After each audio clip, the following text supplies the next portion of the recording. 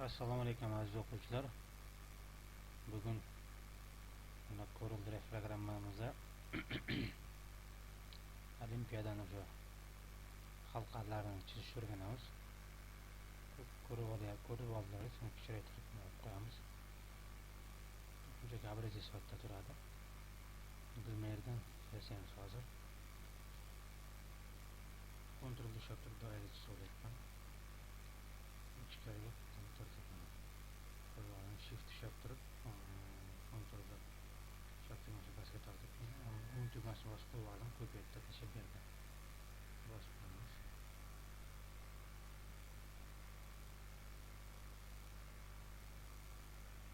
Ranglarimni tushunib olish uchun ko'paytirib qo'ydim. Shu turishda ko'paytirib kontrolga qilib kontrolga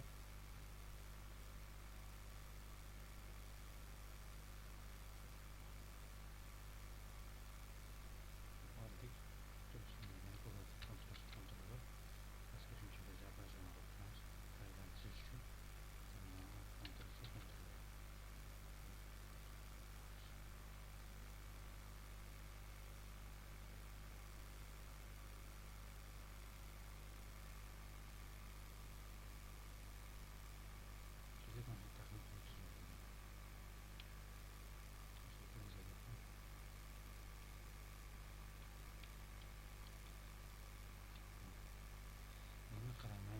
masalan sariq bu tomondan tepa ko'kdir, rangda tepasidan o'tib pastga kirib ketyapti.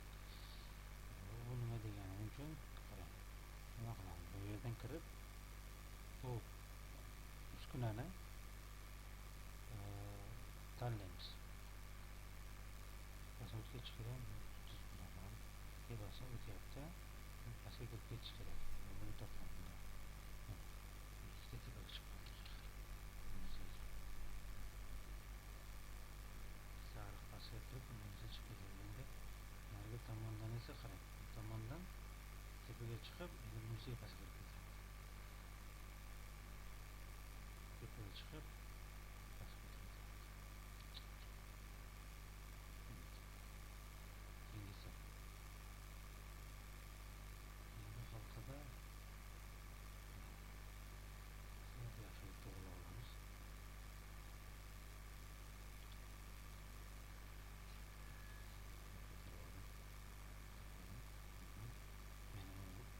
Instrument tanlaymiz.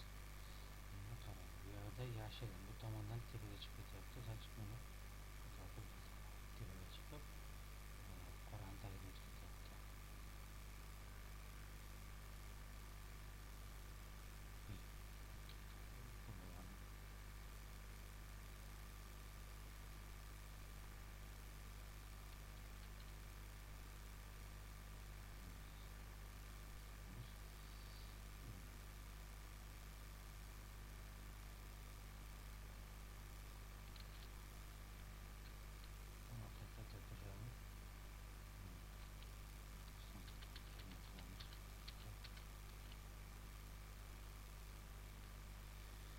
Şu yerden boshlab 20 ta qadam tashlab 1 2 3 4 1 2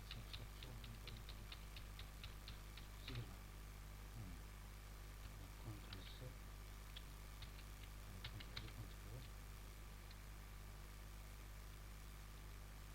aşağıdan 1 2 3 4 5 6 7 8 20 ta qadam tashlab bo'lib oldim. Yaxshi, ko'paytiramiz. Kontrolsi kontrolga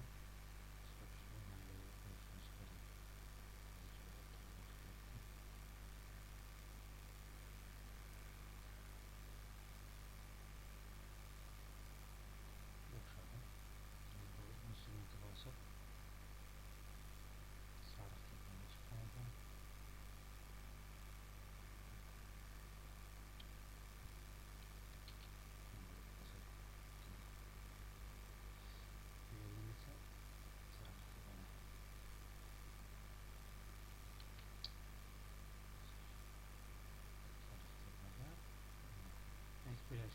Tepadan kirib, ya'ni ko'k liniyani orqasiga o'tib ketyapti, doira halqani orqasiga o'tib ketyapti, bu yerdan pastga qarab ketyapti.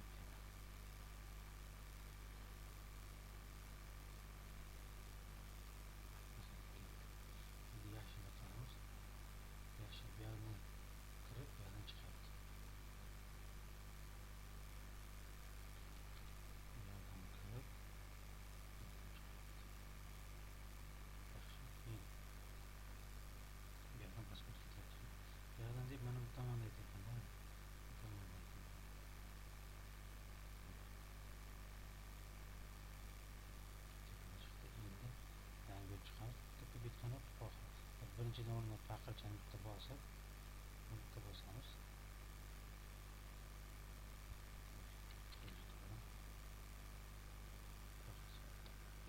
Bu zaливкani beraveryapti.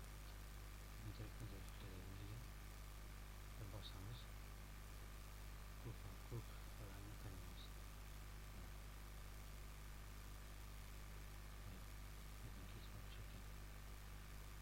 Kesib qo'ydik. Buni bosib, yana bitta bosamiz. Pastga bitta bosib, bu sarg'ish ekan, sarg'ish tanlaymiz. Bu sarg'ish.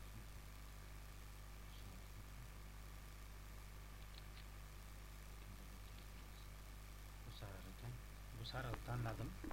Keyin tomoniga bitta bosib, yana shu sariq tanlaymiz. Keyin tepasi qora ekan. Mana bu interaktivni zaливкani tanladik. Interaktiv emas. Keyin bu qora ekan. Qora. Tomoniga bitta bosamiz, yana qora.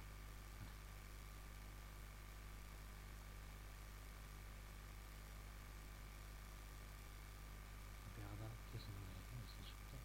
Kesin chiqmoqchi ekan. Kesamiz. Qora pastga ko'paytirib, qora pastga qoraga xalqa qismini tushunarli. Yana paqirchaga bitta bosib, bunga bitta bosamiz. Bu yashil ekan. Mana bu yashil tepaga chiqib, kesin ko'paytiryapti. Endi unga o'tamiz. Bu qip-qizil ekan. Qon rangi. Buni bitta bosamiz, yana qizilni boshqa ish bitta. Buni bosamiz. Buni yana ko'paytiramiz. Ko'paytirgandan keyin tepaga qo'yamiz. Kontrolga qilib qolamiz. Keyin bitta cho'pchak bosamiz. O'zlaymiz. Keyin xohlasak pipetka bilan bitta bosib shularni tanlab bosib qo'yamiz. Tamom. Xohlasangiz mayda to'g'ri. O'chiramiz. Paqirchani bitta bosamiz.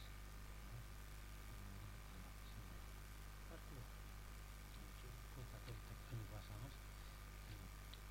Ctrl H bitta bosib chiqdi. Endi bunga tem beramiz. Orqasiga soyasi bor-ku, tem. Yorug'ligini beramiz. Buning uchun bitta tem o'zi turibdi, o'zini bilsangiz ham bo'ladi. Bunga bosib, ne bo'lishi switchingni bosamiz. Keyin mana buni bosamiz. Снаружи. Keyin buni bitta bosib, to'xtatib,